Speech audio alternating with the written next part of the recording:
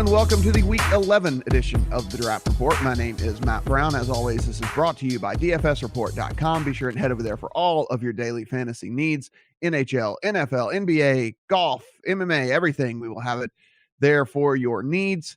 And be sure and go to your favorite app store and download the Draft Fantasy app. When you do that, whenever you put in a promo code, use REPORT, REPORT, and with that, you will get a free $3 entry into a real money contest over there on Draft. Be sure and do it. We know your season-long teams are heading into the tank, so this is the perfect time of year to test out daily fantasy. And of course, even if you play the salary cap places, Draft is a great addition to your DFS playing on Sundays. Taking a look at the quarterback position this week. Quarterback position is pretty interesting. I think there are some very elite guys that we're going to be looking at. And then past that, it's kind of some dart throws with great matchups. And sometimes whenever we get in deeper leagues, we just kind of have to go with those dart throws with great matchups. And we'll talk about those here in just a second. But let's talk about the elite guys. Of course, Tom Brady is going to be the elite of the elite this week. Whenever we look at this matchup with Oakland, they're heading down to Mexico City to play this game. The Broncos, if you remember, had the Patriots in town last week. And so the Patriots just stayed after that and went up actually to the Air Force Academy, which is still a few hundred feet below where it is in Mexico City. Very, very high altitude in Mexico City, but still they stayed. They practiced there all week long. The Patriots getting acclimated to that thin air, getting acclimated to that elevation, and I think they are going to put it on Oakland in this game. So for me, Tom Brady, listen, you look at what this Oakland defense has done this year, which is little to nothing. So Tom Brady certainly got to be at the top of your list, and certainly a guy that I'm willing to take. I usually wait until the last round in a draft to take my quarterback.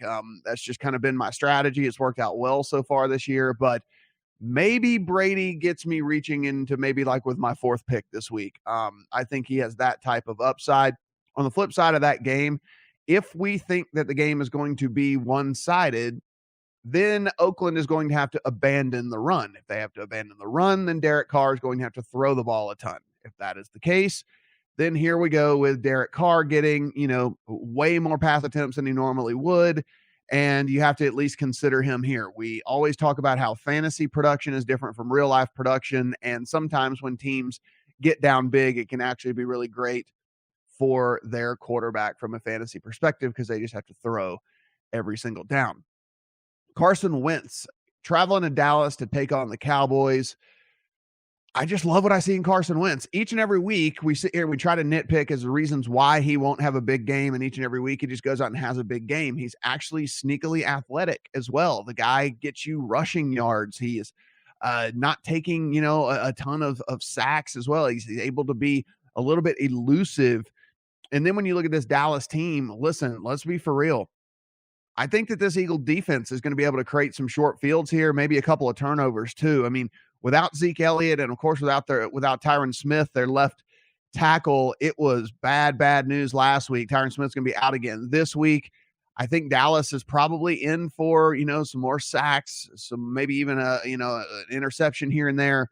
And then the Eagles are going to get some short fields and give Carson Wentz even a better chance to score for you this week. So I think Carson Wentz got to be up there. I think though, outside of Tom Brady, I think my very favorite quarterback play of the week is probably Alex Smith. Alex Smith is heading on the road, going to take on the Giants. And the Giants, if you watch any of their games over the last few weeks, the Giants have absolutely quit on this season. They have given up on Coach Ben McAdoo, and their defense especially has given up on that coach of theirs. For me, Alex Smith here, a Giants team, ranks 29th in adjusted fantasy points allowed to quarterbacks. They are last in the NFL in fantasy points allowed per attempt to quarterbacks. The Chiefs, a huge 28-point implied team total here. So they are expected by the boys here in Las Vegas to score 28 points in this game. So, 4 touchdowns, going to be at least a couple of those coming off of Alex Smith's arm. Averaging 4 rushing attempts per game. And the reason I bring that up is Alex Smith is a guy that you don't really understand until you look at the final box score, but he gets you about 20 rushing yards every week. And you're like, oh, Matt, 20 rushing yards. But 20 rushing yards is half a passing touchdown. So, the guy just kind of casually gets you a half a passing touchdown with his scrambles. So, I mean, 4 rushing attempts per game so far this year. And one of the things that we used to say about Alex Smith is that he didn't have any upside, but he has 6 games of 250 or more passing yards so far this year, with a few 300-yard passing games in there as well. So there is upside here for Alex Smith, a guy that we used to just kind of chalk up for 180 to 210 passing yards and call it a day. That's just not been his game so far this year. This Giants team, we talk about maybe some short fields in that Dallas game. I think there'll probably be some short fields in this game as well. Strictly just because I don't think the Giants are going to be able to move the ball at the beginning of the game. I think the Chiefs will get up big in this one and then play some soft defense a little bit later in the game, and that's when I think the Giants will be able to do some things. But as far as talking about how this is going to go for, I'd say 2.5 to 3 quarters, I think the Chiefs are going to smash here, absolutely dominate. Love me some Alex Smith this week. Now, one of the quarterbacks that is going to draw a lot of attention, and listen, Drew Brees has been incredibly efficient this year. Like, you cannot take that away from Drew Brees. His numbers have not just been jumping off the page at you, and you wonder why that is. And the reason that is just because they've been so good in the run game, and the defense has played so much better. Usually, the New Orleans Saints have one of the worst defenses in the league, and when that's the case, Drew Brees has to keep his foot on the gas. He has to throw the ball all the time. He had to go for those big 350-yard games in order for them to win games. But the defense is actually playing well, which allows them to rely on the run game more. And with that, they're getting tons of production out of Ingram and Kamara. So, that's kind of the reason for this. Do you think Washington's going to be able to score in this game? If you do, then Drew Brees is an excellent play. He's always great at home in that dome. And, of course, he's got tons of weapons. So you just have to ask yourself how you think this game plays out. Do the Saints crush at home? Or does Washington keep this game close and force Drew Brees to actually continue to play throughout the entire four quarters? So that's one of the questions you need to ask yourself whenever you come into this week. Now, we talked about some gross quarterbacks that we're going to have to probably click on this week. And one of those guys, I think, is going to be Ryan Fitzpatrick going up against Miami. If you watch this Miami team, their defense is one of the worst in just about every metric there is when it comes down to it. And Ryan Fitzpatrick, let's talk about the pros of Ryan Fitzpatrick here. It's a guy who started a ton of games in the NFL. It's not like a Peterman or something like that for the Bills that we're talking about that's making his first start, or some of these other guys that have just been, journeymen that start about 1 or 2 games a year. We're talking about a guy that's been a starting quarterback in the league. We also talk about a guy that's a gunslinger, and so he's not going to be afraid to throw the ball downfield. Now, that might equal a turnover here or there, but that also might equal some giant plays to some of his big play wide receivers, like a Mike Evans, who's going to be back this week after 1 week suspension. So for me, Fitzpatrick, a guy that if I'm, getting quarterback later and some of the guys that I've mentioned that I really love are gone, probably going to be clicking on Ryan Fitzpatrick this week. And, same with Kirk Cousins. I believe the Saints are probably going to do well in this game.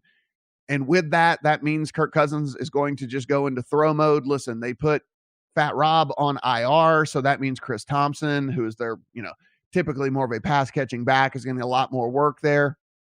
Vernon Davis has filled in just fine for Jordan Reed, so I don't think there's really anything to worry about there.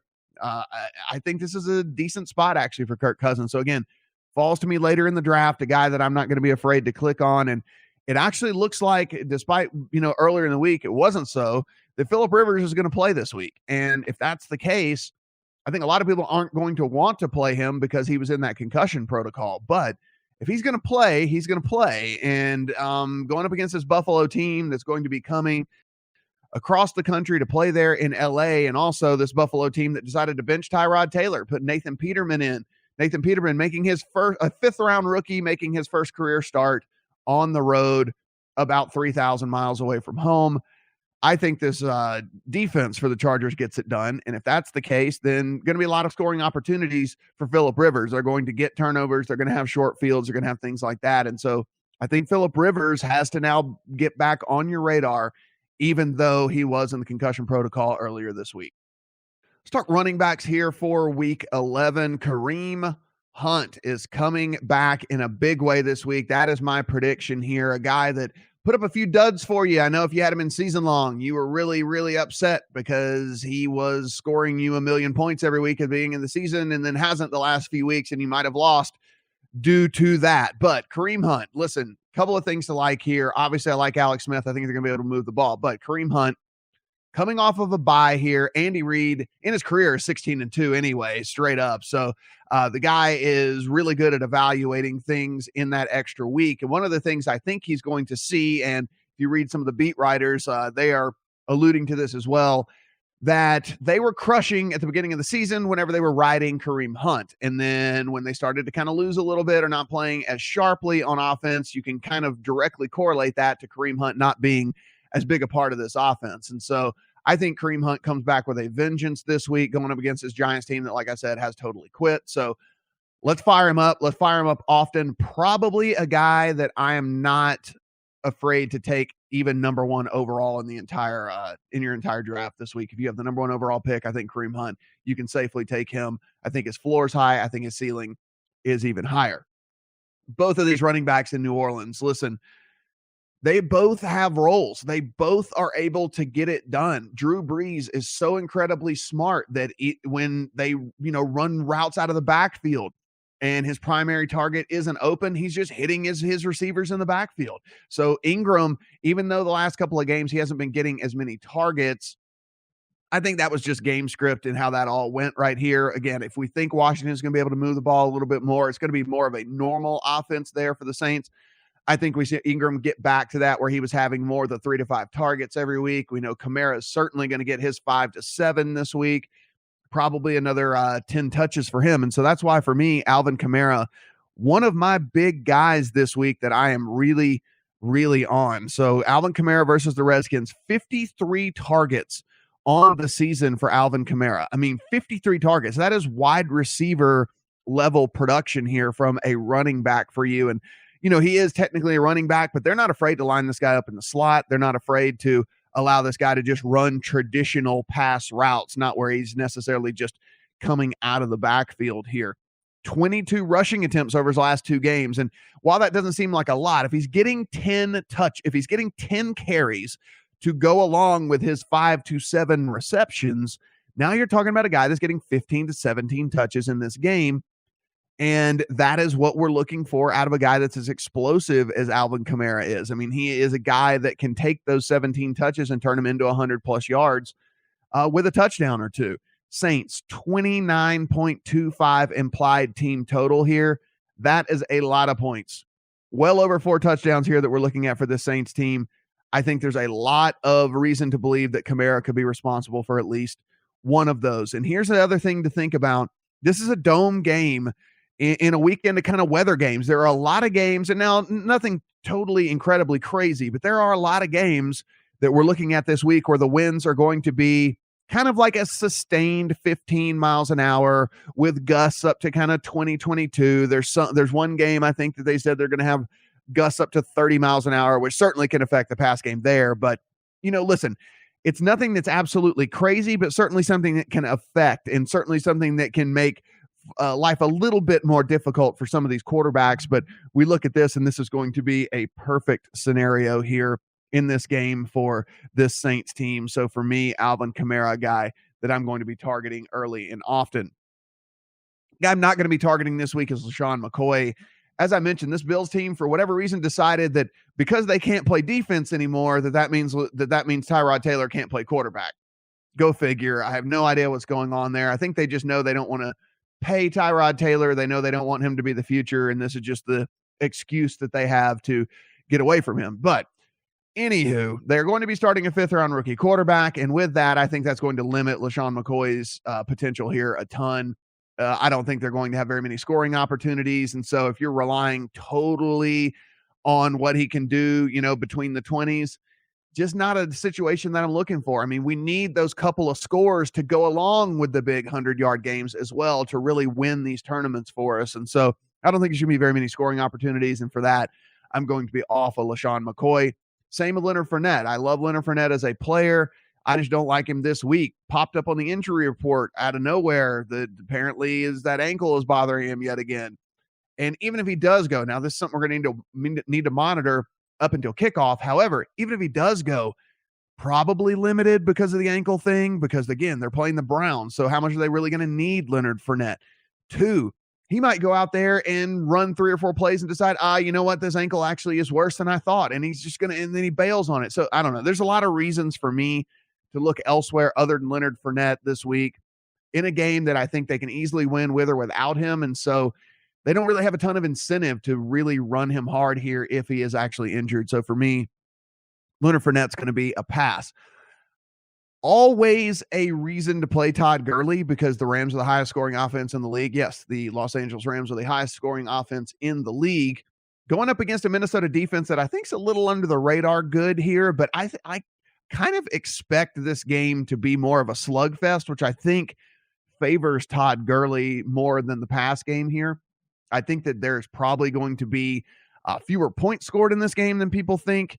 I think Todd Gurley is a guy that I'm willing to play, but I'm certainly not going out of my way to get. I think this is a little bit more lower scoring affair than people are giving it credit for. Melvin Gordon is a guy that burned you last week. Not going to burn you this week against this Buffalo team. Like I said, I think that the Chargers have a bunch of scoring opportunities here. I think Peterman gives them short fields. I think Melvin Gordon bounces back in a big way. Melvin Gordon, a guy way up my list, a lot higher on him than a lot of people are this week. I think he bounces back, has a huge day. Chris Thompson, like I mentioned, pass game against New Orleans. That's where he's going to be really effective for you. If you think New Orleans gets out to a big lead, the Redskins have to go into pass mode.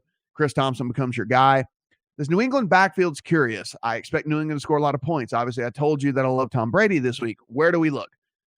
Rex Burkhead is a guy that looked like he has a role in this offense going forward. He comes back off of injury, and not only was he getting carries, not only did he get a couple of red zone carries as well, they also lined him up in the slot. They lined him up as wide receiver. They had like special plays designed to get him the ball. How far do you reach for him here? Again, if you're in a 10-teamer, 20 running backs have to go. So is Rex Burkhead one of the best 20 this week? I think he might be for me. I got to be honest. In a game where I think that the Patriots have a real opportunity to score 35 points, 42 points in this game, I think Rex Burkhead is probably going to make my list here. So Rex Burkhead, a guy I'm going to be looking at this week.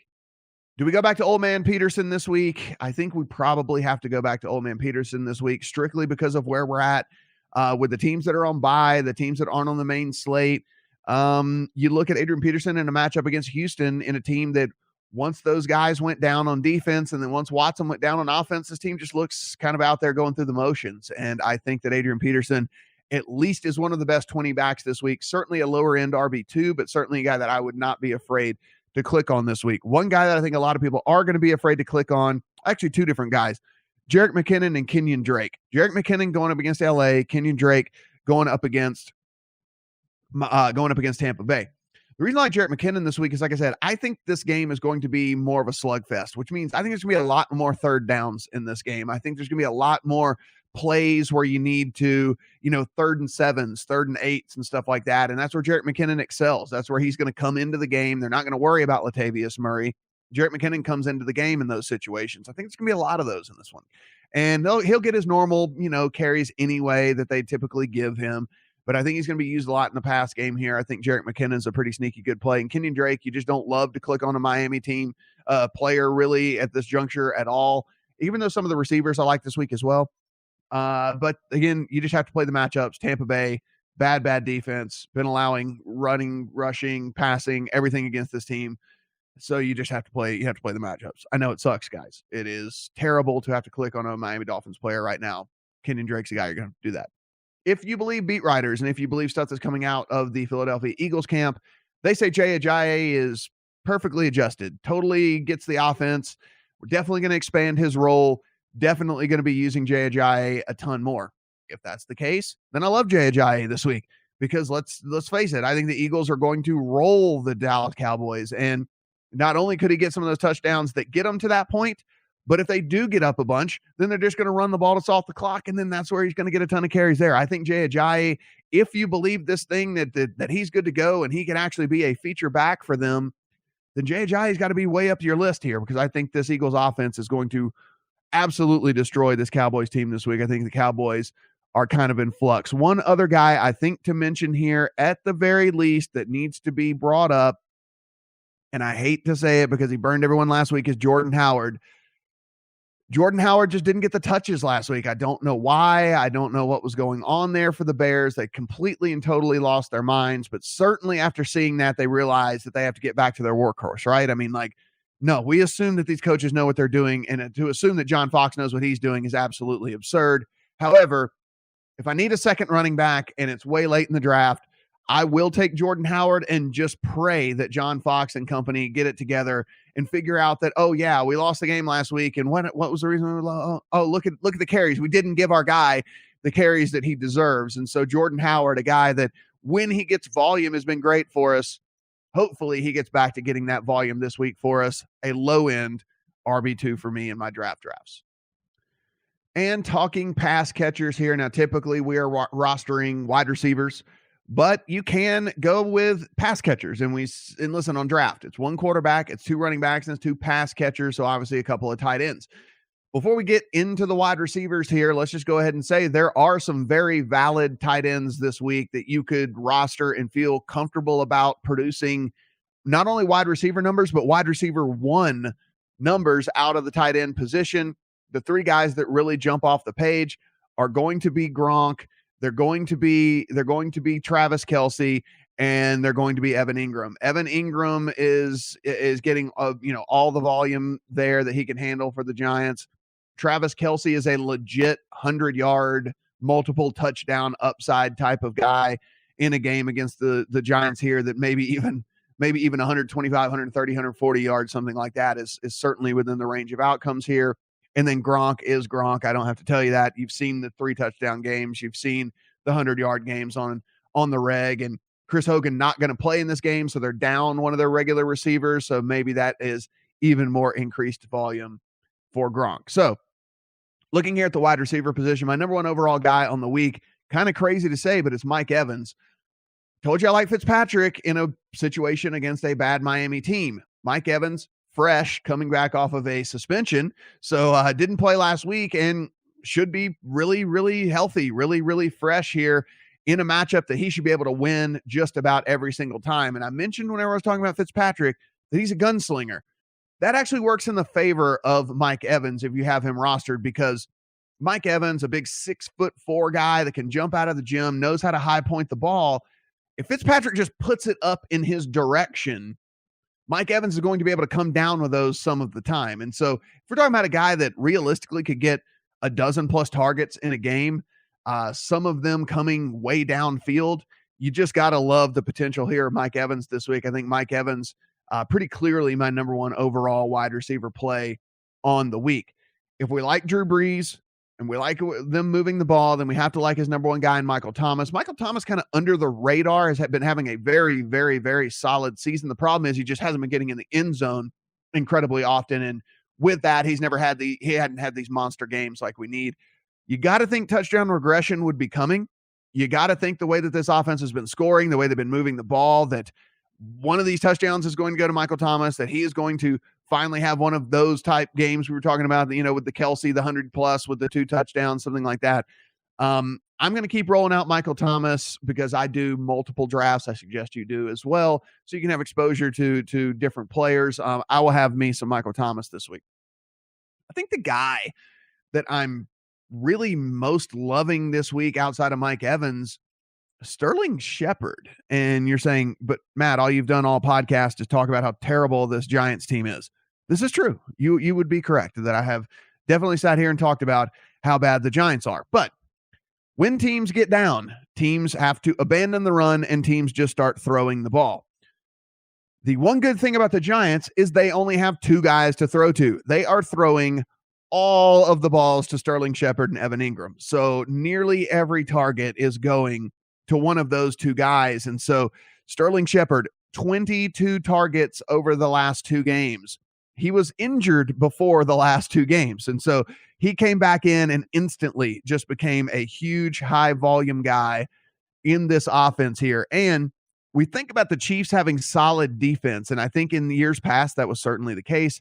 Now the Chiefs allowed the most fantasy points to opposing wide receivers so far this year. So the Chiefs giving it up to the wide receiver position here. And like I said, the game script here should favor volume passing. The Chiefs are 10.5 point favorites in this game. 10.5 point favorite. So by every single estimator here, the metric is that they are going to get up big. When a team gets up big, the other team is forced to throw the ball. And so I think the passing volume is going to be there.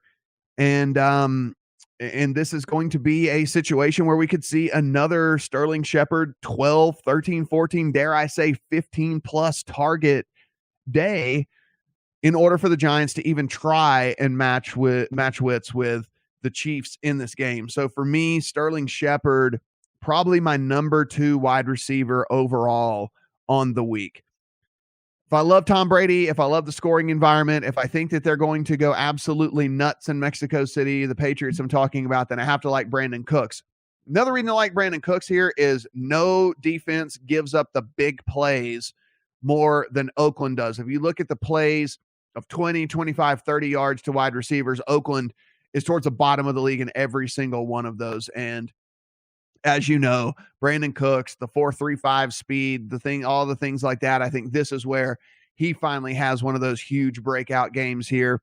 I think Brandon Cooks could be in line for a real huge game, couple of big, deep shots against this Oakland team. So like him a lot. Speaking of another speed guy, Tyreek Hill. I don't have to keep telling you about the Chiefs and why I like the Chiefs. Tyreek Hill, big play guy. The floor is low for Tyreek Hill. He's not a volume monster. He's not a guy that like we're talking about that's going to get a dozen plus targets. That's just not really his game. He's the type that more gets the 7 to 8 and then tries to turn one of those into a huge monster play. I think that could happen this week. And of course, we always like correlation plays. So if we draft Alex Smith, if we can't get Kelsey, then we like to get one of his receivers as well, because the idea is that if the quarterback has a big day, then of course one of his receivers is going to have a big day as well. So correlation play there.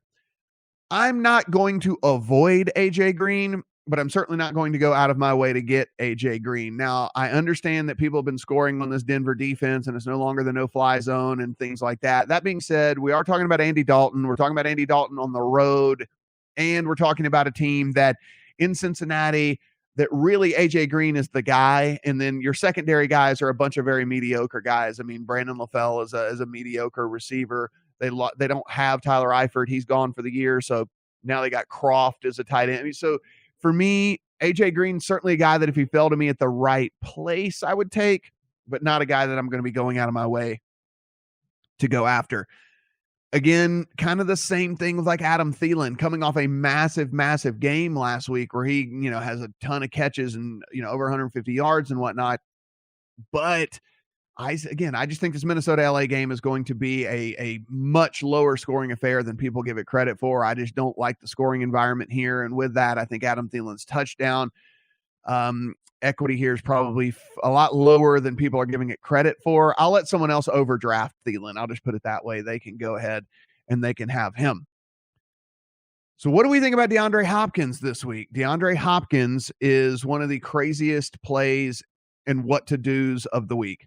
The volume is absolutely insane. When I read you these numbers here as to what he's been getting, you're going to say, well, he has to be a play. I mean, let's talk about, these are all games in 2017 for DeAndre Hopkins. 16 targets, 13 targets, 12 targets, 12 targets, 11 targets, 16 targets, 14 targets. So the guy is getting an absurd amount of market share there. However, this week, playing Arizona and going to be shadowed by Patrick Peterson. Patrick Peterson, if you have watched wide receivers against Patrick Peterson this year, he has just annihilated them. He has shut them down left and right. However, most quarterbacks understand this, and then they just look and they try to pick apart a defense elsewhere. Well, I don't know if Tom Savage has that in him.